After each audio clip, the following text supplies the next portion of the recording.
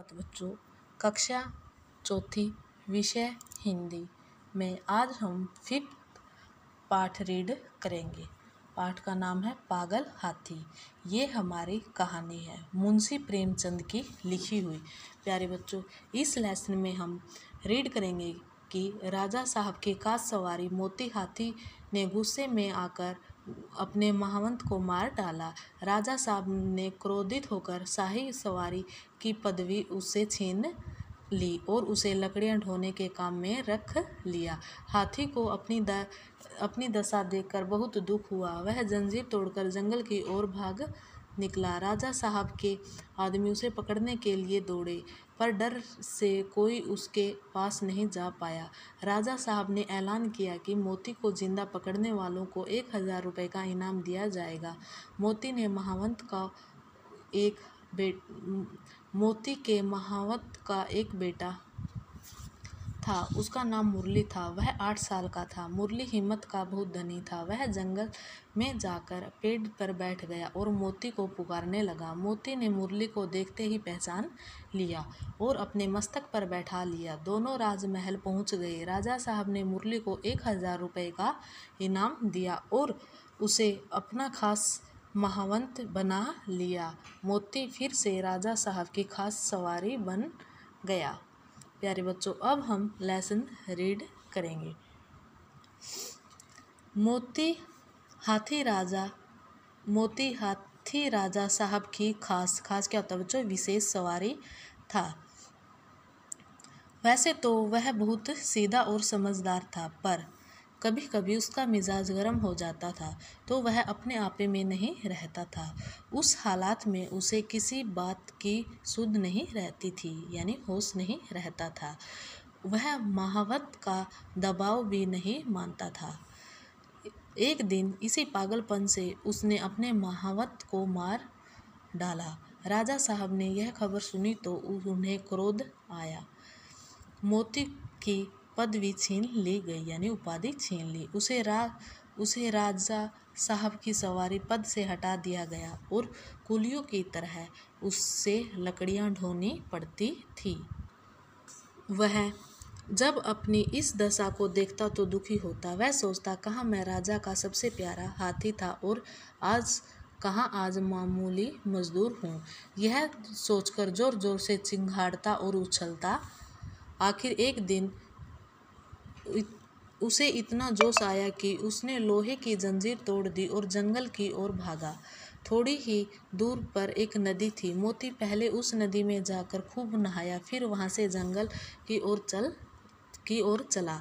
इधर राजा साहब के आदमी उसे पकड़ने के लिए दौड़े, पर डर के मारे कोई उसके पास न जा सका।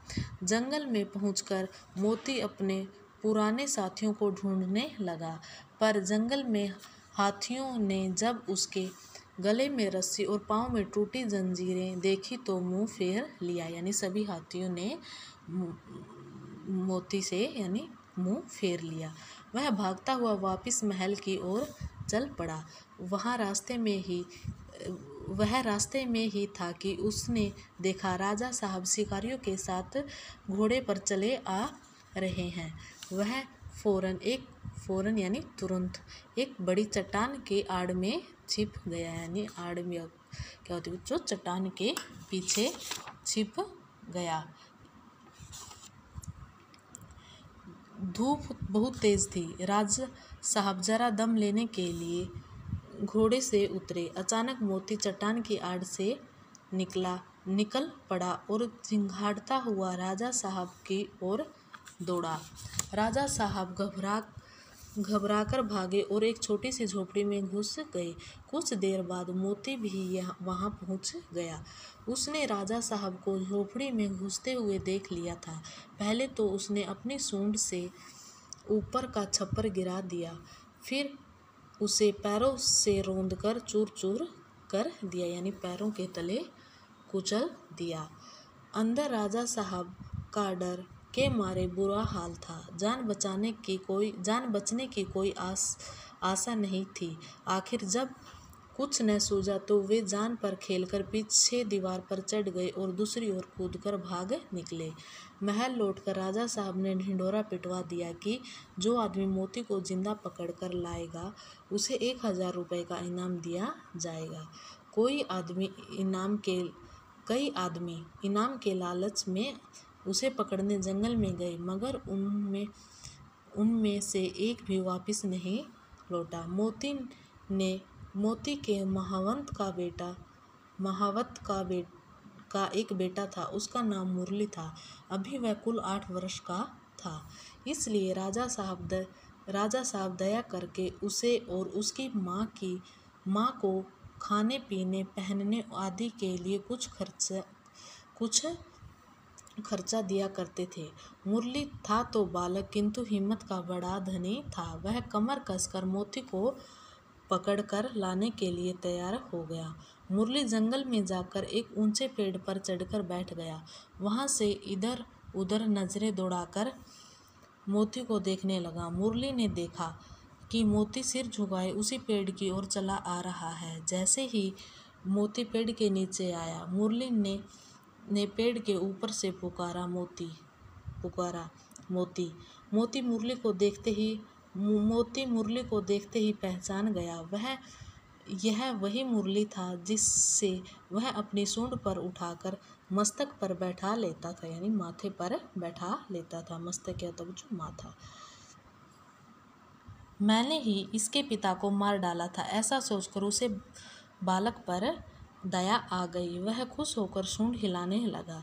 मुरली पेड़ से नीचे उतरा और उसकी सूंड पर थपकियां देने लगा, यानी हाथ से थपथपाने लगा।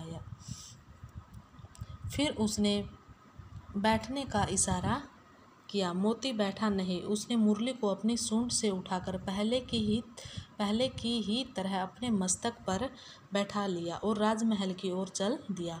मुरली जब मोती को लिए हुए राजमहल के द्वार पर पहुंचा तो सबने दांतों तले उंगली दबा ली। मुरली ने चिल्लाकर कहा, डरो नहीं, मोती बिल्कुल सीधा हो गया है।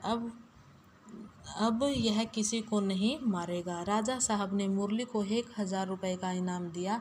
राजा साहब ने उसे अपना खास महावत भी बना लिया। मोती फिर से राजा साहब का सबसे प्यारा हाथी बन गया।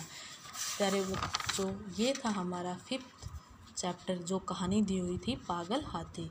हाथी के विषय में माना जाता है कि हाथी जब तक मालिक के प्रति वफादार रहता है तब तक ठीक रहता है, किंतु एक बार यदि उस पर पागलपन सवार हो जाए तो वह किसी को नहीं छोड़ता।